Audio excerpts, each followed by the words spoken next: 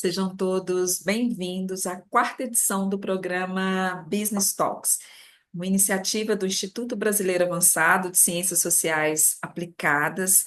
A nossa pauta desta live, nós vamos tratar um pouco dos desafios do direito do trabalho, que conversa diretamente com o direito empresarial, desse agente econômico quando ele entra em cena numa estrutura que é totalmente atípica da justiça comum. E o nosso doutrinador, especialista nessa área, o professor Osmundo Nogueira, ele é professor, coordenador de curso, mas ele tem uma trajetória muito consolidada e brilhante nesta temática. Eu tenho a honra de caminhar ao lado como amigo e irmão, e eu me sinto prestigiada com a sua presença. Professor Osmundo, seja muito bem-vindo. Muito obrigado, doutora Rose Giacomin, professora, irmã, amiga, referência que eu tenho no direito empresarial. É muito honroso para mim participar desse bate-papo, desse diálogo sobre o direito do trabalho, o direito empresarial com você. Pode ter certeza que eu vou sair daqui muito mais enriquecido, com a sua participação, com o seu diálogo, com essa nossa conversa e bate-papo sobre o direito do trabalho e o direito empresarial. Muito obrigado pelo convite. Eu me sinto honrada, meu amigo e irmão. E você que lida com a pauta dessa área do direito do trabalho, e eu fico navegando em direito empresarial, o que eu observo quando as empresas entram em cena, mudou um pouco os mecanismos, mas quando as empresas entram em cena, eu vejo que ainda é um campo muito espinhoso para fazer a defesa de uma pessoa jurídica, né? Então, por isso, os profissionais da sua área, que são os especializados, eles possuem notório saber jurídico, porque a técnica é muito diferente da justiça comum, não é? Porque a Justiça do Trabalho ela foi criada sob a concepção da proteção do empregado. E quando nós pensamos em proteção do empregado, nós não podemos pensar que essa proteção se dá nas situações em que o empregado eventualmente não tem razão e a Justiça do Trabalho vai conceder a ele razão. Não é por aí. É porque já começa a tratar na relação do empregado com o empregador ele na condição de hipossuficiente do ponto de vista técnico, do ponto de vista financeiro, do ponto de vista da guarda, da documentação.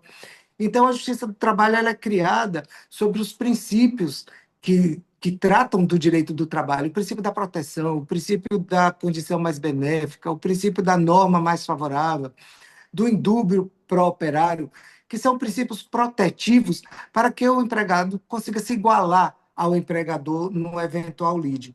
Não tenha dúvida, professora Rose, que é diferente dos outros ramos do direito, mas é porque nós temos aqui uma figura hipossuficiente, alguém que precisa de uma proteção maior diante de eventuais abusos cometidos pela empresa.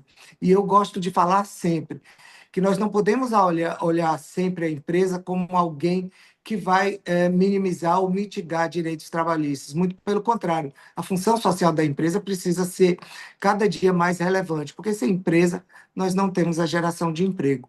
Então, essas palavras iniciais já dão a mim uma certeza de que nós não vamos falar basicamente olhando o empregado como aquela figura que precisa de todo o apoio. Não, ele precisa ser protegido.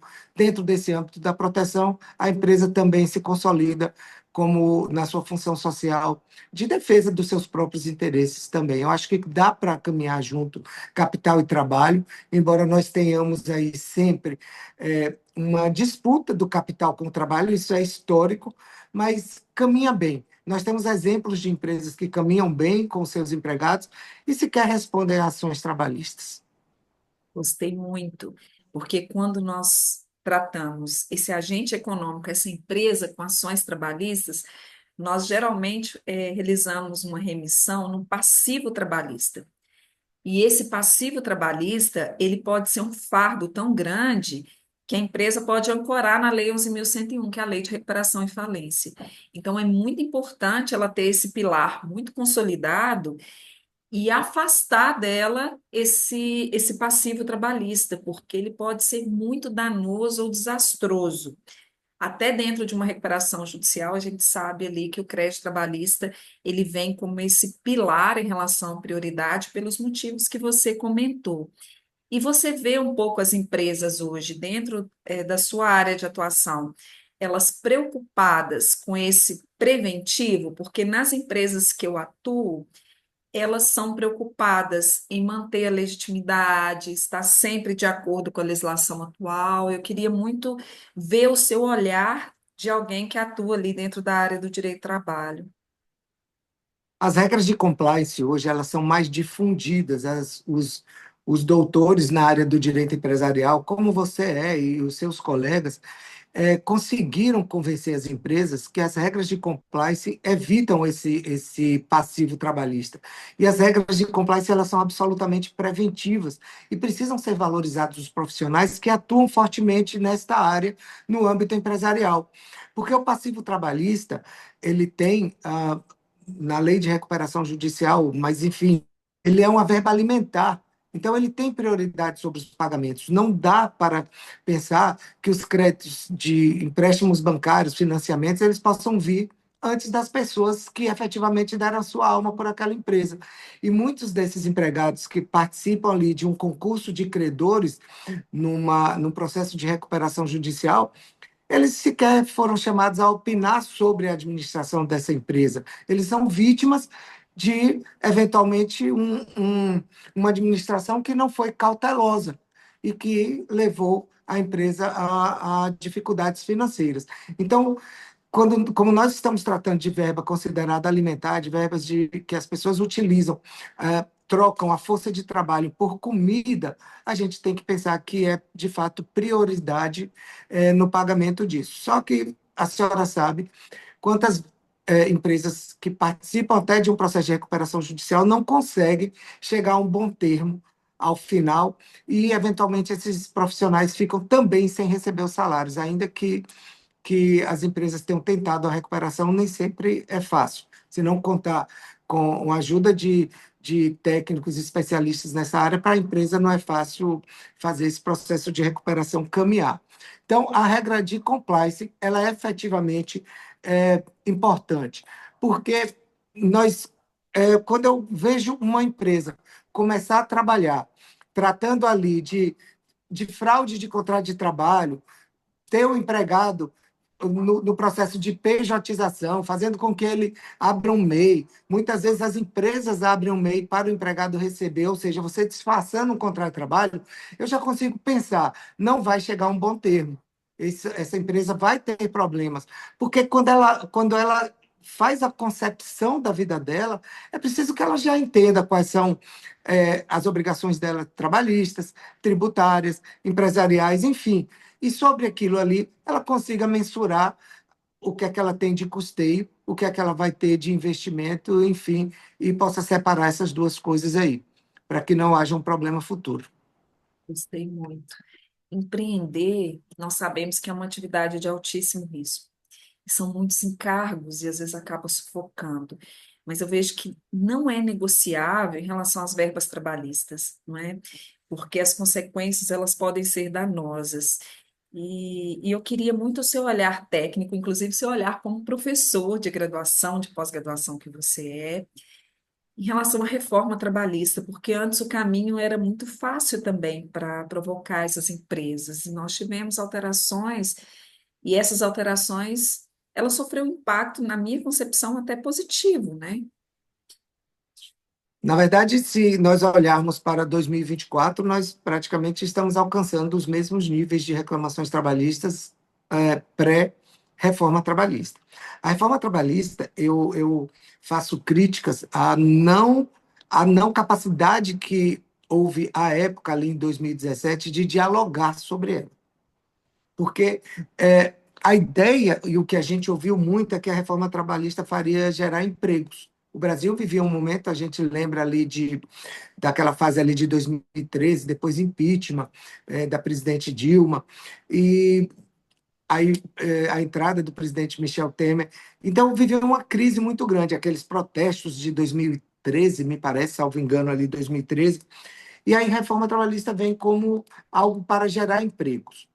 A geração de empregos ela não se consolidou com a reforma trabalhista, mas o nível de reclamações trabalhistas caiu absurdamente, por conta do honorário sucumbencial que foi criado ali, efetivado a partir de 2017. Ou seja, o empregado que não conseguisse fazer prova daquilo que ele alegava nas suas reclamações trabalhistas, ele era condenado, é ainda condenado a, aos honorários de sucumbência.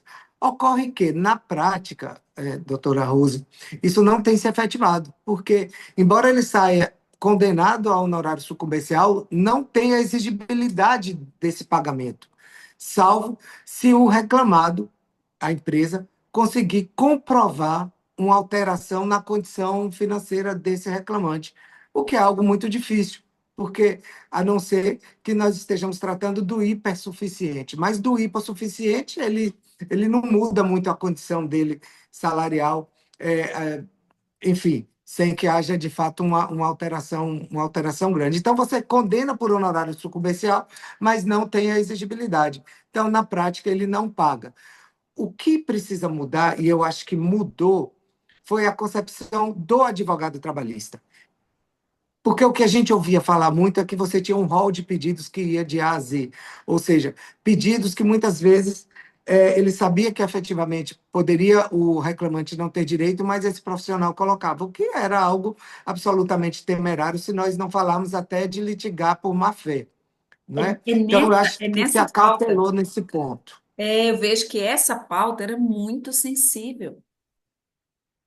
Exatamente. Então, eu acho que nós temos aí uma preocupação maior do advogado dele colocar o cliente dele, o reclamante, né? Estou falando do advogado que trabalha no âmbito maior do empregado, de colocar ali numa situação extremamente difícil, de sair devedor de honorários sucumbenciais. Eu acho que há uma cautela maior desse ponto de vista aí. E o advogado que não conseguiu se adaptar a esse novo momento, ele pelo próprio mercado, vai sendo excluído das ações trabalhistas e, eventualmente, dos clientes que ele tem.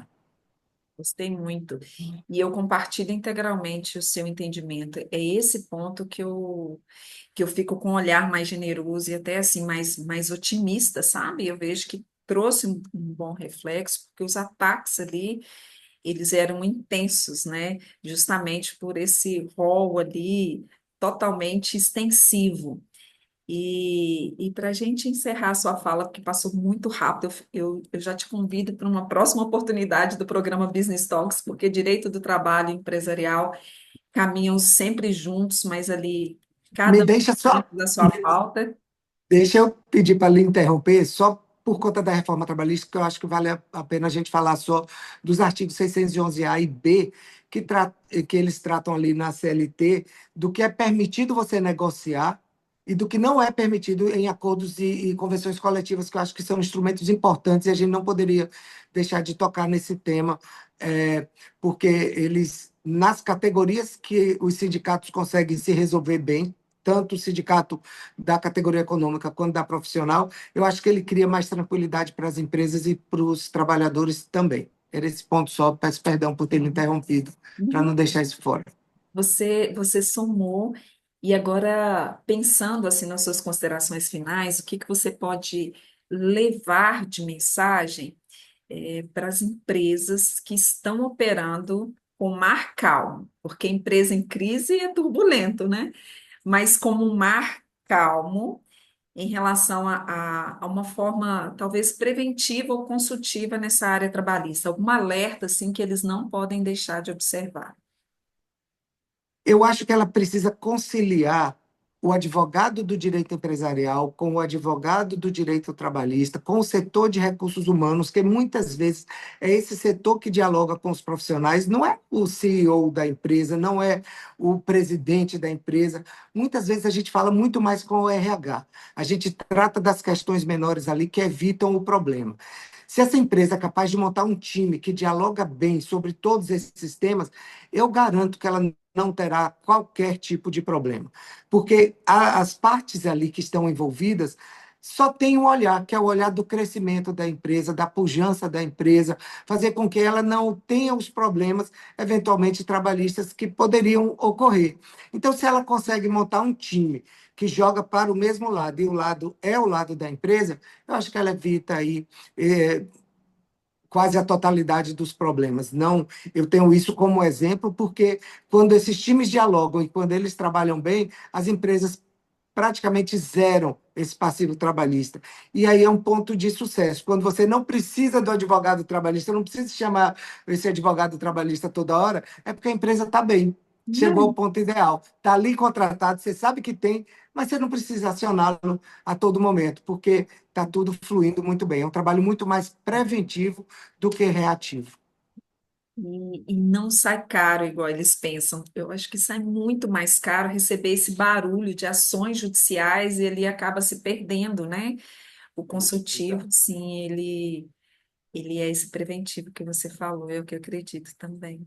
Exatamente, você recebe ações ali, 200, 300, 400 mil, pense quanto seria você montar um time, um pagamento mensal, nós estaríamos falando de um valor infinitamente menor e você teria ali um arcabouço protetivo para a sua empresa. Eu acho que esse é o caminho. Sensacional. Nem vi o tempo passar. Eu reforço o pedido para você voltar. Mais uma vez, muito obrigada pela sua generosidade. Foi incrível a nossa live. Estou aqui sempre à disposição, é sempre um prazer para mim. E quando quiser, nós seguimos no nosso diálogo sobre o direito do trabalho e o direito empresarial. São duas áreas muito juntinhas.